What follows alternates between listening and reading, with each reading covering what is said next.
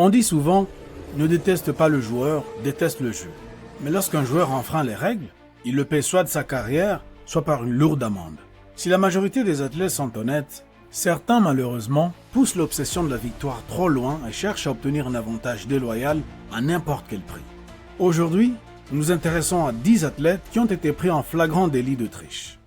Numéro 1, Antonio Margarito.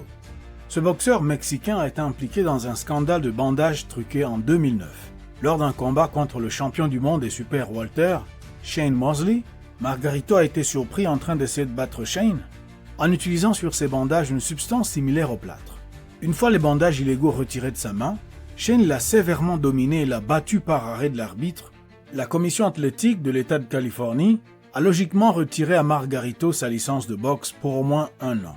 Les boxeurs ayant partagé le ring avec Margarito ont témoigné après leur combat. Fait surprenant, Margarito ne lançait pas les coups les plus puissants et pourtant leurs effets étaient dévastateurs pour ses adversaires. Ce qui a convaincu beaucoup de monde qu'il utilisait ces substances sur ses gants depuis longtemps. Une grande partie du monde de la boxe l'a alors qualifié d'individu méprisable. La boxe doit être rendue aussi sûre que possible, ce qui est déjà un défi en soi. Les athlètes qui cherchent à gagner en trichant ne devraient jamais le faire au détriment de leurs collègues, même lorsqu'ils sont adversaires. Les agissements de Margarito face à Mosley constituent un péché capital dans le monde de la boxe et ont laissé une tache indélébile sur sa carrière. Numéro 2, Patrick Reed. Patrick Reed est un golfeur remarquable, mais même les grands joueurs franchissent parfois la ligne et se font prendre. Lors du Hero World Challenge, organisé par le champion en 15 titres majeurs Tiger Woods en 2009, Patrick Reed a été surpris en train de tricher. Lors de ses swings d'essai, Reed a touché le sable à 2 reprises et déplacé simultanément du sable derrière la balle, un geste que les caméras ont malheureusement capté. Selon le règlement du circuit professionnel américain de golf, ce mouvement est interdit et Reed a écopé d'une pénalité de 2 coups. Mais les tricheurs, bien sûr, n'admettent jamais qu'ils trichent. Le champion du Master 2009, les arbitres ont dû lui montrer un ralenti de l'action pour le convaincre qu'il avait bien enfreint une règle. Reed a demandé à examiner un autre angle de vue qui prouverait son innocence. Les arbitres ont maintenu que la séquence diffusée constituait une preuve suffisante de son comportement irrégulier. Le règlement n'interdit pas à un joueur de poser son club sur le sable. En revanche, en déplaçant le sable derrière la balle, il a enfreint la règle 81A qui stipule qu'un joueur ne doit ni enlever ni tasser le sable ou la terre meuble afin d'améliorer les conditions affectant le coup. Patrick s'est trompé sur ce coup-là. Sans avoir à connaître chaque règle par cœur, après 8 années passées sur le circuit, ces règles devraient être devenues pour lui des réflexes. Le golfeur a publié un communiqué pour défendre ses actes, affirmant qu'il s'agissait d'un malentendu de la part des arbitres. Il a tout de même été pénalisé, mais a terminé le tournoi à la 3e place. Numéro 3, Nelson Piquet Jr. La Formule 1 et le sport automobile en général donnent parfois l'impression qu'il n'existe aucune règle, mais ce n'est pas le cas. Les pilotes sont simplement très habiles pour contourner les limites. Nelson Piquet Jr., lui, a été pris une fois. En 2008, au 14e tour du Grand Prix de Singapour, Piquet a volontairement envoyé sa Renault AR28 dans le mur au virage 17. À l'époque, Piquet avait décrit l'accident comme une simple erreur.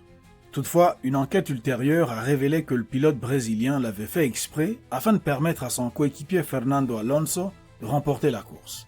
Attendez une seconde. Ce pilote a triché, ou plutôt provoqué un accident, juste pour que quelqu'un d'autre gagne? Il a mis en danger sa propre vie et celle de tous les autres pilotes en piste. La Formule 1 a connu de nombreuses polémiques, mais celle-ci était de loin la plus folle.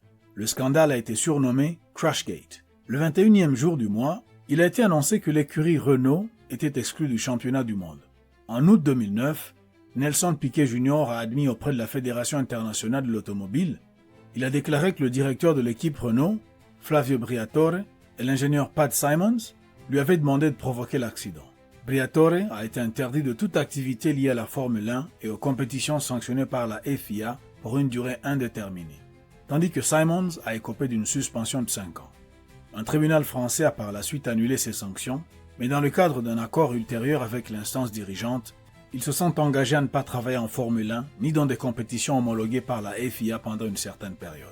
La carrière de Nelson Piquet Jr. a sombré après cet épisode, aucune équipe ne souhaitant plus collaborer avec lui, et il a fini par quitter la discipline. Il court aujourd'hui à temps plein dans le championnat brésilien de stock car au sein de l'équipe Motul TMG Racing. Numéro 4. Cameron Vanderburg. Il existe une vieille philosophie selon laquelle tous les hommes naissent égaux, mais certains ne l'acceptent pas et prospèrent dans l'inégalité. Cameron, médaille d'or sud-africain, a triché lors des Jeux Olympiques de Londres en 2011. Cameron a été filmé en train d'exécuter 3 battements de dauphin au départ. Il a ensuite remporté la finale du 100 mètres en 48 secondes et 46 centièmes, battant le record du monde détenu par l'Australien Brenton Rickard. Cela n'a pas plu à l'équipe australienne qui a décroché l'argent. Cameron a admis avoir triché. Il a déclaré qu'il ne pouvait pas se permettre de ne pas le faire, car presque tout le monde trichait. Selon lui, les athlètes enfreignaient les règles et ne faisaient pas exception. Il affirmait que tout nageur qui ne repousse pas un peu les limites se retrouve désavantagé. Peut-être que Cameron a raison. Peut-être que les athlètes continueront à tricher tant qu'ils sauront qu'ils ne seront pas sanctionnés, même s'ils sont prêts. Après tout, le Sud-Africain n'aurait jamais pu devenir détenteur du record du monde sans tricher. L'avantage compétitif que lui a procuré cette tricherie n'était pourtant pas indispensable. Numéro 5. Wang Xiaoli et Yu Yang. Lors des Jeux Olympiques de 2011, les joueuses chinoises de badminton, Wang Xiaoli et Yu Yang, ont tenté de tricher d'une manière assez répandue. Ces stars chinoises ont refusé de donner le maximum d'efforts et ont volontairement joué pour perdre. Une défaite leur aurait offert un match plus facile. Lorsque cela est devenu évident pour les spectateurs à la Wembley Arena, une vague de huées et de sifflets a éclaté. La Fédération internationale de badminton a disqualifié les coéquipières pour ne pas avoir fourni tous les efforts nécessaires pour gagner le match. Le scandale a été immense à l'époque. L'affaire Yu et Wang a montré au monde à quel point la compétition peut être impitoyable dans les pays asiatiques. Numéro 6. Marion Jones. Marion Jones était une star de l'athlétisme. Elle était sans doute l'athlète la plus populaire des Jeux Olympiques de 2000. Sur 3 épreuves individuelles et 2 relais, Marion a remporté 5 médailles. 3 médailles d'or et 2 de bronze l'ont accompagnée au retour, mais pas pour toujours.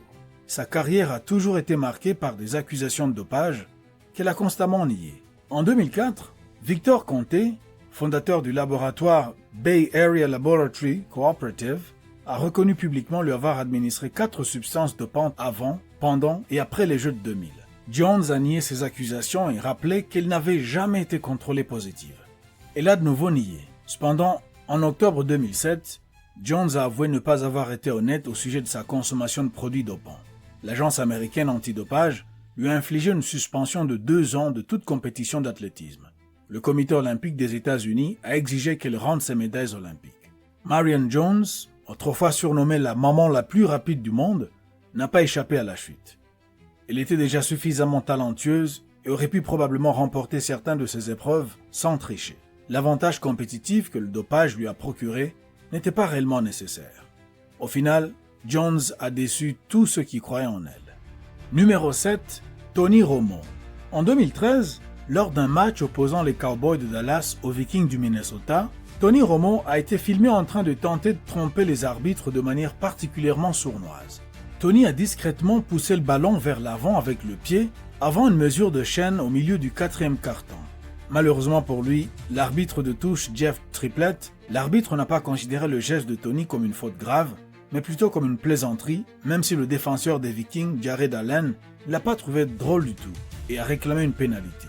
Les Cowboys ont finalement remporté la rencontre d'une courte marge de 27 à 23. Peut-on vraiment dire que c'est parce que Tony a tenté d'améliorer la position du ballon? Probablement pas. Cette ruse n'a eu aucun impact sur les résultats. Quelles qu'aient été ses intentions, Tony a été pris en train de tricher. Sa seule chance a été que l'arbitre n'ait pas jugé son geste digne d'une sanction. Numéro 8. Michael Pineda.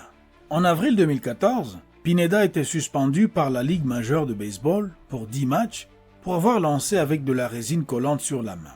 Les caméras de télévision ont clairement montré une substance brune et brillante sur sa main de lanceur, que les commentateurs de Boston ont identifié comme de la résine, un produit collant utilisé par les batteurs pour améliorer la prise en main de la batte. Les lanceurs ont interdiction d'utiliser ce type de résine, car cela peut modifier la trajectoire de la balle.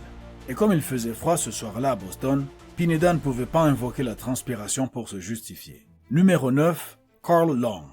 Carl Long, pilote à temps partiel en Sprint Cup, a été surpris avec un moteur hors gabarit sur le circuit de Lowes Motor Speedway en mai 2009. Les mesures ont révélé une cylindrée de 358,17 pouces cubes, soit 0,17 pouces cubes, au-dessus de la limite autorisée. Long a affirmé que l'infraction pouvait être due à une erreur du motoriste ou à une dilatation liée à une surchauffe ou à l'usure générale du moteur. Il a été suspendu pour 12 courses et le chef mécanicien Charles Swing a été condamné à une amende de 200 000 $. Long a imploré la clémence, expliquant que son équipe ne pouvait pas sortir 200 000 $ comme par magie. Il en a obtenu un peu, mais l'amende l'a empêché de poursuivre la compétition. Si vous vous demandez pourquoi les instances ont été si sévères, il faut savoir que les modifications mécaniques font partie des infractions les plus graves en NASCAR. C'est tout simplement inacceptable. Numéro 10, Simon Dyson. En 2013, lors du tournoi BMW Master à Shanghai, Simon Dyson a fait ce que tous les golfeurs savent être interdit. Il a utilisé sa balle pour tasser une marque de crampon sur sa ligne de putt. Devinez quoi? Simon a présenté ses excuses à ses confrères et à l'ensemble du circuit pour les ennuis et l'embarras causés, tout en affirmant qu'il n'avait rien fait de mal et qu'il s'agissait d'une erreur accidentelle. Les arbitres n'ont évidemment pas cru à ses excuses ni à son explication. C'est pourquoi le comité a toujours appliqué le règlement avec rigueur. Les tricheurs sont rarement pris, justement parce qu'ils trichent rarement. Tout le monde connaît les conséquences et les évite. Mais Simon, lui, s'est retrouvé devant une commission disciplinaire de 3 membres qui a qualifié son comportement de simple égarement momentané. Selon la commission, la gravité extrême d'une telle infraction justifierait une suspension immédiate dans un cas approprié, mais le comportement irréprochable antérieur de Dyson et le caractère ponctuel de l'incident, sans préméditation, ont été pris en compte. Cette sanction a ensuite été transformée en une période probatoire de 18 mois. En novembre, l'ancien joueur de la Walker Cup est revenu à la compétition et a terminé 52e à l'Open d'Afrique du Sud, puis 3e au championnat Alfred Dunhill. Quels tricheurs vous ont le plus surpris? Dites-le nous dans les commentaires ci-dessous. Laissez-nous un like et abonnez-vous pour découvrir encore plus d'histoires intéressantes du monde du sport. Merci.